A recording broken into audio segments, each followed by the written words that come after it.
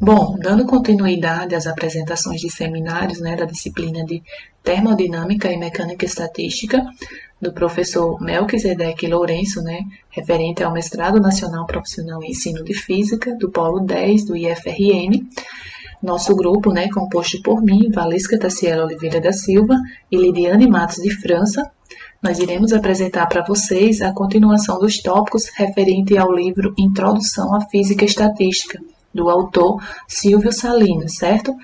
Onde iremos abordar para vocês os tópicos 3.4, que se trata das relações de Euler e de Gibbs do Reino, e também o tópico 3.5, onde iremos apresentar para vocês as derivadas termodinâmicas de interesse físico, certo?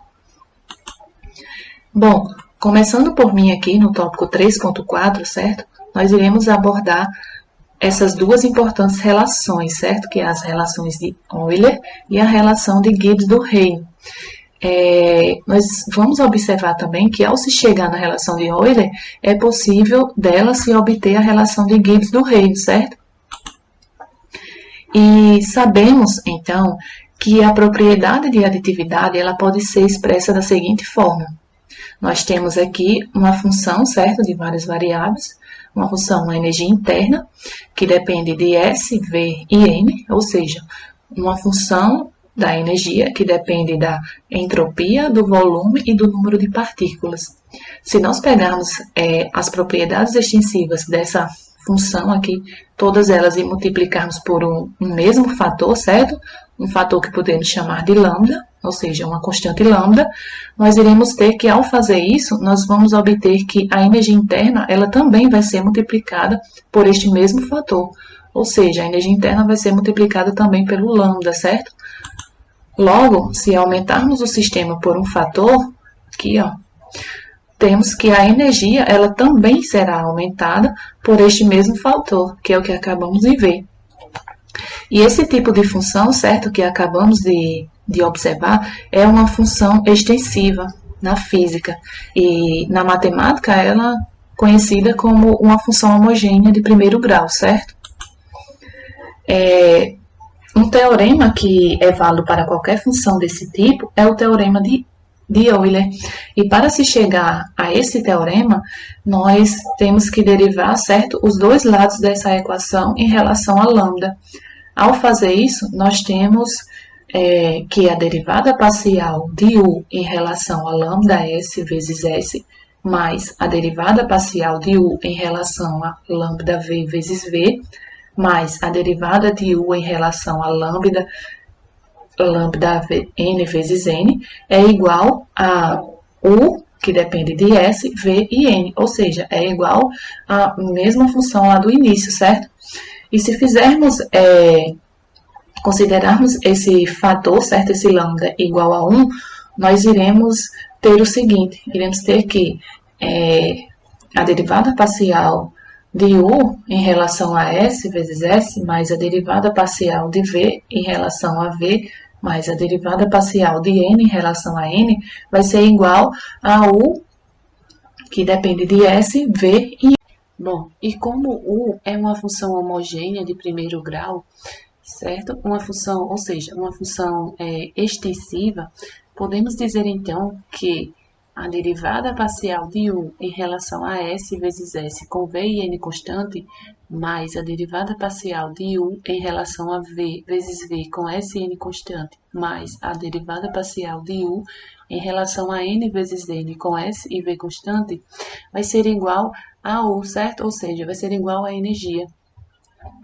Dessa forma, tendo conhecimento de que essa derivada parcial de U em relação a S com V e N constante é a temperatura, bem como sabendo também que a derivada parcial de U em relação a V com Sn constante é a pressão, e também que a derivada parcial de U em relação a N com SV constante, sendo potencial químico, certo? Chegaremos a uma relação onde basta fazermos a substituição, certo? Aqui, ó, dessa derivada parcial pela temperatura, dessa pela pressão e dessa pelo potencial químico. E chegaremos, certo, a essa relação, onde temos que Ts, certo, a temperatura, vezes a entropia, menos a pressão vezes o volume, mais o potencial químico vezes o número de partículas, certo? É igual à energia. Ou seja, chegamos aqui a um importante resultado, certo? Que é o que conhecemos como sendo a relação de Euler da termodinâmica.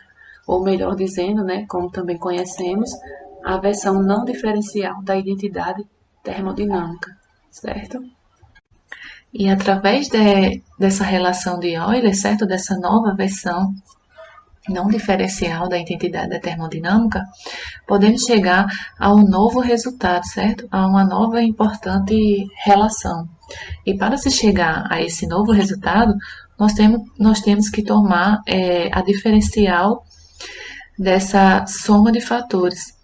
E para fazer isso, precisamos escrever essa relação na forma diferencial, onde fazendo isso temos que TdS mais SdT menos PDV menos VdP mais MdN mais NdMi é igual a du, certo?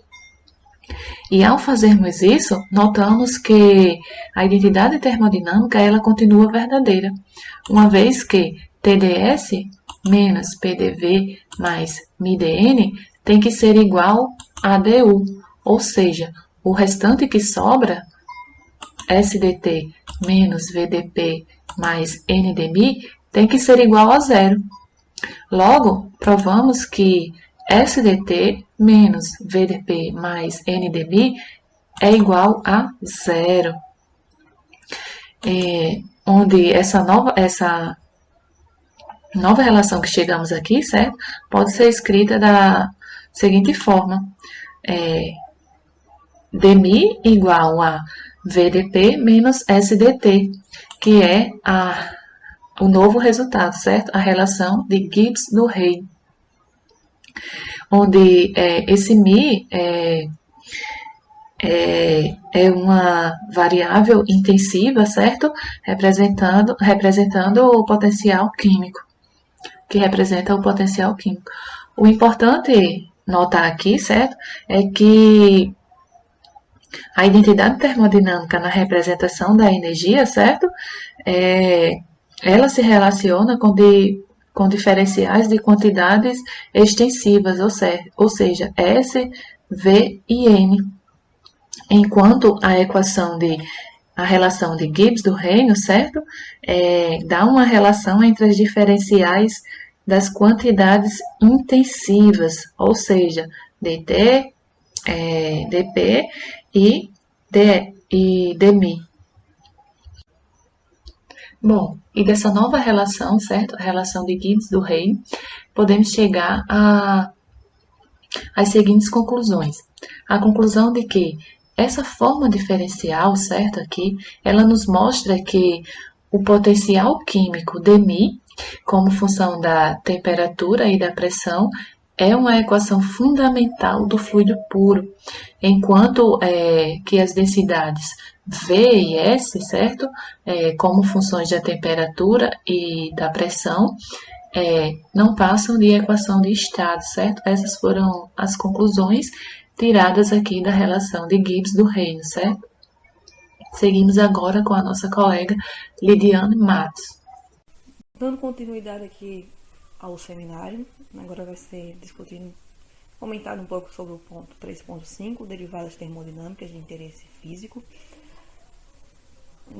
Nesse tópico vai ser basicamente definições de algumas grandezas físicas, como coeficiente, como calor específicos, que são grandezas que podem ser determinadas a partir de algumas situações termodinâmicas, como a pressão constante e a volume constante, né? Esses parâmetros são parâmetros que posso dizer que são mais úteis e mais fáceis de ser controlados em um laboratório, né? É muito mais fácil utilizar esses parâmetros do que você se utilizar de uma variável, por exemplo, como a entropia. Então, esse tópico basicamente é um tópico de definição, né? Um tópico basicamente de definição. Então, aqui a gente vai apresentar derivadas, né, de maior interesse em um fluido puro, tá? Então, se a gente se utilizar de um sistema onde tem pressão constante e o número de partículas também vai ser fixo, né? E se tomarmos uma pequena variação no volume em relação a uma pequena variação de temperatura, em relação a isso aqui a gente está tratando de uma questão macroscópica, né? Onde é que o limite, né, a variação de T está tendendo para zero, 1 sobre V em relação a isso aqui.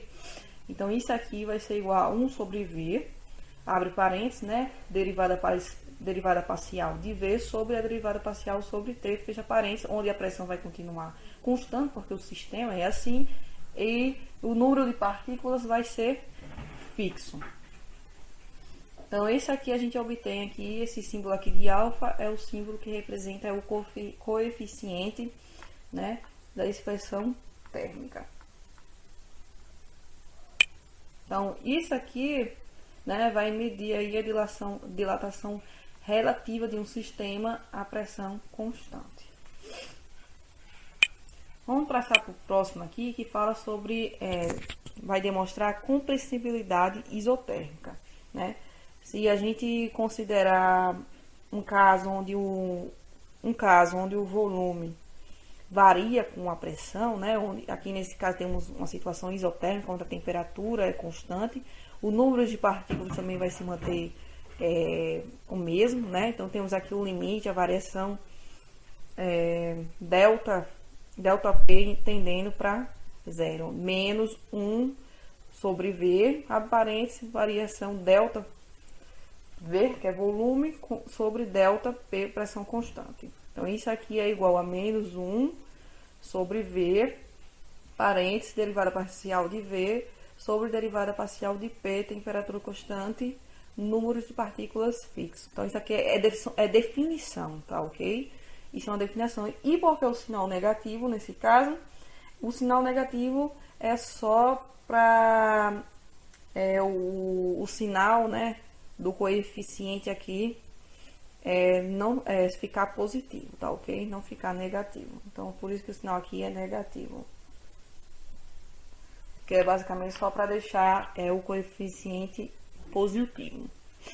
Tá? Então, isso aqui vai medir a variação relativa do volume com a pressão, a temperatura fixa. Às vezes é interessante medir a compressibilidade adiabática, né? KS, que é definida como a entropia fixa em vez de temperatura constante. Compressibilidade isotérmica. Então, a próxima aqui é C, né, o calor específico à pressão constante. Se a gente tem um sistema fechado, né, onde vai ser injetado aí calor, consequentemente vai ter aí uma variação de temperatura. A gente tem aqui o sistema que a pressão é constante e o número de partículas é fixo, né? Então, o limite de ΔT tendendo para zero, 1 sobre N, né? ΔQ, né? Sobre ΔT. Então, isso aqui é igual a Tn, derivada parcial de S, que S não é, nesse caso aqui não é entropia, é energia interna do sistema, sobre derivada de T, derivada parcial de T. Pressão constante e o número de partículas iguais. Então, para outra situação, mas aqui a gente tem a volume constante, não mais a pressão constante, né? A gente tem aqui o coeficiente a volume constante, né? Limite ΔT tendendo para zero, 1 sobre N, o calor que é injetado no sistema, né? Como o volume está constante, então não vai ter expansão e nem compressão de trabalho no sistema, né? Então, Tn derivada parcial da energia interna sobre dt, volume constante e número de partículas iguais. Se a gente multiplicar isso aqui por n, a mesma coisa aqui em cima, né? Esse n vai embora, então vai ficar só o t. Lembrando algumas considerações, né? Para assegurar a estabilidade térmica, devemos ter o coeficiente de pressão constante e o coeficiente de volume constante, eles têm que ser maior ou igual a zero. A estabilidade mecânica será garantida por Kt, aqui a gente está falando sobre compressibilidade isotérmica, e aqui Ks, compressibilidade adiabática, e isso tem que ser maior ou igual a zero. Então, já o coeficiente né, de expansão térmica aqui, não precisa ter um sinal bem definido, né? Como eu tinha comentado naquela parte ali onde eu falei que o sinal negativo é só para tornar o coeficiente positivo, mas aqui já o coeficiente não precisa ter um sinal bem definido. É conhecida a contração de volume como aumento da temperatura da água. Então, pode-se verificar, né, que o coeficiente de pressão, a pressão constante, é maior ou igual ao coeficiente a volume constante por meio de uma relação famosa para fluidos.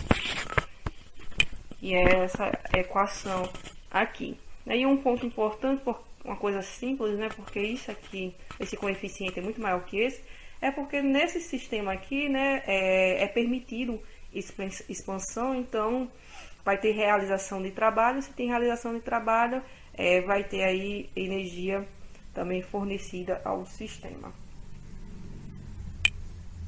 Então é interessante observar que os coeficientes, né, coeficiente aqui de expansão térmica, coeficiente de compressibilidade isotérmica, coeficiente de pressão constante, são funções das derivadas de T, de temperatura e pressão. No caso de fluidos, não deve haver dúvidas de que essas variáveis são bem mais práticas e convenientes do que entropia, volume e o número de partículas. É aquilo que eu falei bem no início da minha apresentação aqui do tópico 3.5. Espero que vocês tenham gostado do seminário.